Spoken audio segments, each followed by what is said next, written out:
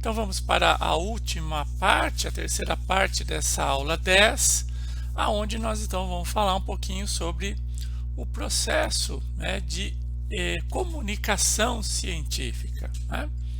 As formas de comunicação científica geralmente se dão por meio de trabalhos monográficos. E diferentemente do que se tem noção, trabalho monográfico não significa que vai ser feito por uma única pessoa. Esse mono aí, que é um só, significa que vocês basicamente vão trabalhar um tema, um assunto, a concentração de um assunto, um foco apenas. Então, monografia no sentido de um foco específico, né? Existem muitos trabalhos monográficos de cunho científico, né? Desde trabalhos de conclusão de curso, monografias de especialização, dissertações, teses, publicações e assim por diante, né? Um trabalho, um projeto de pesquisa, uma resenha, o PI, né, que é o projeto integrador que vocês realizam, também é um trabalho monográfico. Ele diz respeito a um assunto específico e ele tem, vocês vão ver, a mesma estrutura de comunicação científica que deve ter todo o trabalho monográfico. A gente vai ver daqui a pouquinho essa estrutura.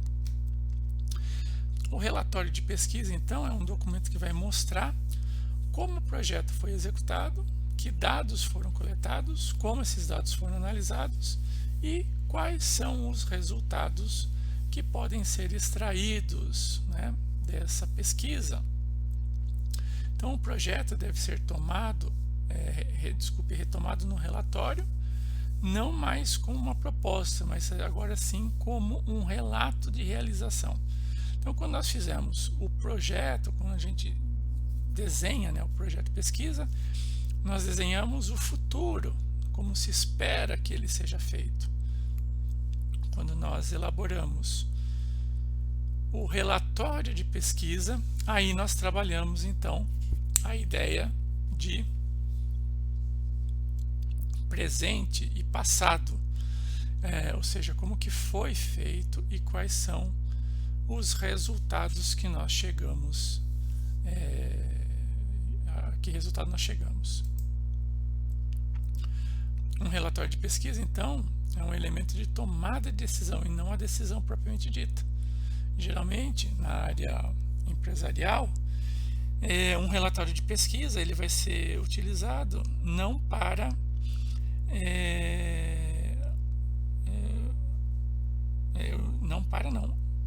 para a tomada de decisão, ou seja, eu vou investir em uma determinada área ou eu vou desenvolver esse novo produto ou eu vou construir ou abrir mais uma ou outra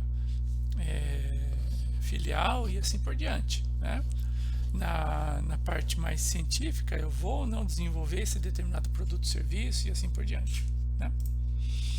Então, o projeto de pesquisa bem escrito é o melhor começo para o relatório de pesquisa, ou seja, uma vez elaborado, bem elaborado o projeto de pesquisa, você vai conseguir desenvolver o relatório de pesquisa de uma maneira muito mais simplificada. Então vejam só, muitos elementos do projeto de pesquisa vão fazer parte também do relatório de pesquisa, só que uma outra forma, agora relatando o que foi feito, né? Então eu tenho lá identificação, introdução, fundamentação teórica, objetivos, metodologia, análise de resultados, discussão, considerações finais e referência bibliográfica. Vejam que se nós pegarmos uma monografia, se a gente pegar uma tese de doutorado, se nós pegarmos o projeto integrador aí que vocês desenvolvem, fundamentalmente esses elementos vão ter que fazer parte desse relatório, ok? Então ele faz parte de toda a comunicação científica, todo o processo, principalmente monográfico de comunicação. Começamos lá então com o título. o título deve identificar o trabalho que foi realizado. Um bom título não é muito longo, né? No máximo 10 palavras aí, no máximo, para efetivamente comunicar o que se refere, né? A folha de rosto, eu tenho lá o título da pesquisa, nome da instituição, nome do grupo, período, ou seja, são as regras que efetivamente a instituição, o órgão de fomento, o periódico, eles vão efetivamente identificar como sendo o correto. Tem que ter um índice, né, para efetivamente guiar o leitor ali de uma forma mais específica aos assuntos que vão ser tratados. Geralmente tem que ter um resumo, e esse resumo não deve ultrapassar 250 palavras, né?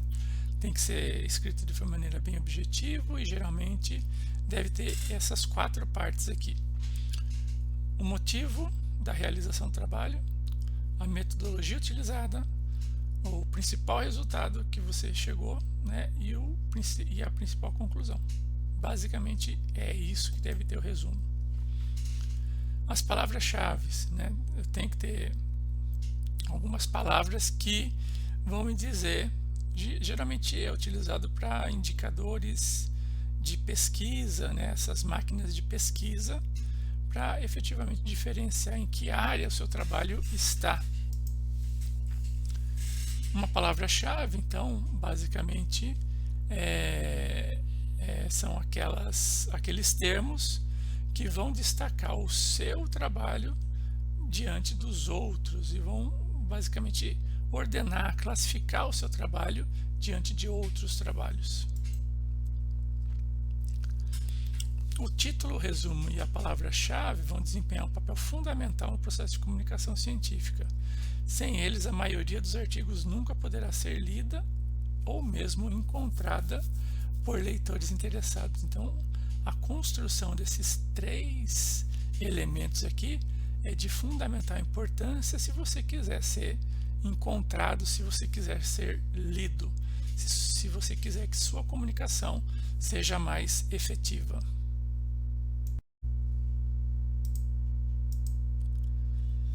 Em seguida, então, nós temos a introdução, onde você vai explicar o que você pesquisou, vai justificar, né, basicamente essa pesquisa, vai dar um pequeno histórico, vai mostrar qual é o seu programa de pesquisa e assim por diante, né? Vai contextualizar em si. Em seguida, às vezes a ordem não é essa, mas vai ter que ter esse elemento que é a fundamentação teórica, mostrando o estado da arte, o que você pesquisou, quais foram os trabalhos correlatos que você leu, uma revisão bibliográfica mostrando o que havia, né, de estado da arte. E em estado da arte, basicamente, nós entendemos que é o nível mais alto de desenvolvimento, seja de um aparelho, de uma técnica, de uma área científica. Então, foi um termo registrado em 1889 no Anthony's Photograph Bulletin e hoje é utilizado para caracterizar o desenvolvimento atual dos diversos ramos da ciência. Então, o estado da arte aqui para a gente é o que foi desenvolvido aí nos últimos anos nessa área que você efetivamente está querendo pesquisar. Você vai ter que mostrar que muita coisa já foi feita, mas especificamente nada, ou até certo ponto, né, aquilo que você vai pesquisar não foi feito ainda, né? Ou se foi feito, se chegou a outras conclusões, ou então você está querendo especificamente entrar numa área específica. Ou seja, a fundamentação teórica aí, ela vai apresentar, ou deve apresentar, um aparato teórico que deu suporte à sua pesquisa, né? Então, você se baseou em tudo aquilo que já foi pesquisado para ter a base, né? Embasar o seu desenvolvimento. por fim, né, ainda lá na introdução, geralmente a gente coloca na introdução o objetivo e a hipótese, né, que a gente vai considerar. E aí a gente já descreveu os objetivos e as hipóteses, né, e geralmente é lá na introdução e não na fundamentação teórica, mas isso pouco importa, isso aí são regras, né? Então você tem os elementos e você vai encaixando esses elementos de acordo com a regra de apresentação. Depois que nós desenvolvemos a introdução e a fundamentação teórica, é o momento da gente dizer, olha, nós fizemos da seguinte forma, e isso faz parte de um elemento chamado metodologia, ou seja, quais foram os métodos, quais foram as etapas, os processos, os equipamentos que nós utilizamos para desenvolver isso. Então, geralmente, a metodologia deve utilizar aí diversas técnicas, ferramentas, dependendo da área específica de conhecimento que você está desenvolvendo. Em seguida, você tem que mostrar os resultados, ou seja, bom, nós fizemos dessa forma, então, ó, contextualizei, olha, nós pesquisamos e o que tem de desenvolvido é isso, vamos fazer isso, é a metodologia. Bom, uma vez que eu fiz, o que eu encontrei de resultado? E aí, então, é esse elemento aqui, ó, resultados. Então, é ali que você vai apresentar os dados, as tabelas, gráficos, né, que vão sugerir uma reflexão sobre eles. Vamos verificar os objetivos que foram propostos e ver se realmente a gente chegou a atingi-los, né? Os resultados também vão servir aí para explicar todos os dados, né? Resolver todos os problemas teóricos e empíricos que foram formulados anteriormente, né? E efetivamente vão servir como base para responder ao problema de pesquisa inicial. Por fim, depois que você apresenta os resultados, você vai discuti-los, né? Vai dar um norte para o processo de discussão, ou seja, você tem um monte de dados, você pode navegar em várias linhas aí de discussão. É você que vai definir qual linha de discussão você quer efetivamente desenvolver. Na verdade, não é muito livre, porque você já definiu lá atrás os seus objetivos. Então, baseado nos seus objetivos, no problema de pesquisa, é onde você vai conduzir essa discussão, né? Por fim, você vai então concluir, ou seja, o que você chegou de resultado. Com base nos resultados e a discussão dos resultados, o que você pode concluir, né? E geralmente a conclusão você tem que olhar os objetivos propostos e aí fazer essa discussão, essa conclusão baseado nos objetivos que vocês propuseram. Existe a utilização às vezes inapropriada da palavra conclusão, né? Conclusão, geralmente a gente não chega nem a conclusões muito definidas. Então, nessa parte aí, o que a gente geralmente utiliza é o termo considerações finais, porque ao final do seu trabalho, quais são as considerações que você pode fazer sobre ele? E às vezes você não chegou a conclusão alguma. Então, a gente deixa a palavra conclusão para casos onde realmente a gente chega a uma conclusão, né? Ou seja, a gente pode dizer, geralmente numa tese, né, de doutorado, alguma coisa assim, é que a gente chega a algum tipo de conclusão.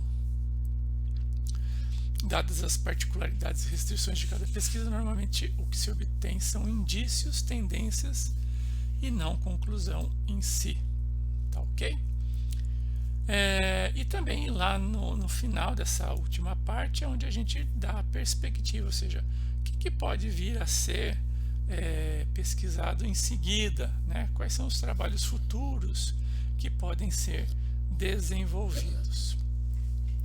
Um dos últimos elementos, a gente mostra todas as referências bibliográficas que nós utilizamos ao longo de todo o nosso trabalho, né?